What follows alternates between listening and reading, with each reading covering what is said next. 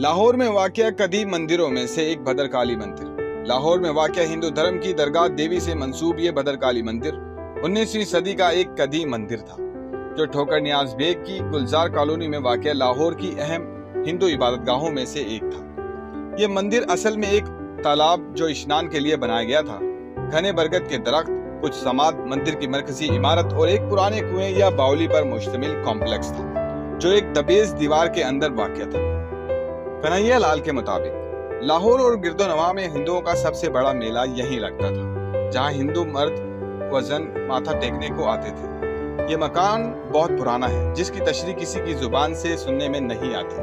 سب یہی کہتے ہیں کہ پرانا مکان ہی خاص دیوی کی پوجا کا استھان تھا۔ اس مقام پر کوئی تصویر نہیں رکھی گئی۔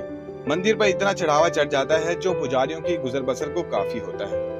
مندر کی مرکزی عمارت کا کوئی اتا پتہ نہیں، البتہ مہاراجہ رنجیت سنگھ نے اپنے دور میں ایک بڑی گنبد والی عمارت بنوائی تھی جو اصل مندر کے طور پر تو استعمال نہیں ہوتی تھی لیکن اس کمپلیکس کا حصہ تھی۔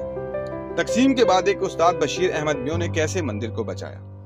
تقسیم کے بعد اس خالی عمارت کو کمیونٹی سینٹر کے طور پر استعمال کیا جاتا تھا۔ علاقے کے ایک عمر رسیدہ محب وطن فرد بشیر احمد میو جنہیں اس جگہ سے خاص لگاؤ تھا کا کہنا تھا کہ یہ جگہ اب پاکستان کا حصہ ہے۔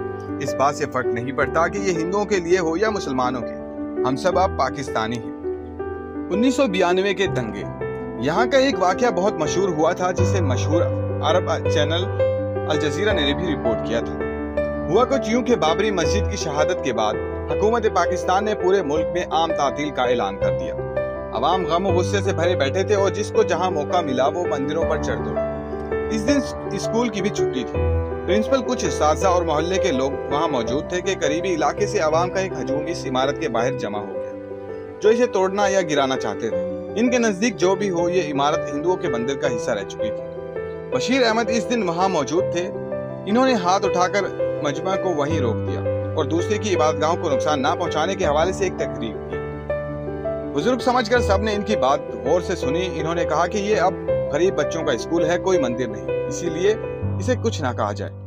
ہجوم میں شامل زیادہ تر افراد ان کی بات سے قائل ہو گئے اور واپس چل دیے، جبکہ کچھ شرپسندوں نے ایک دروازہ جلایا اور بیرونی دیوار کو نقصان پہنچایا۔ یوں ایک مسلمان کی کوشش نے مندر کی عمارت کو بچا لیا۔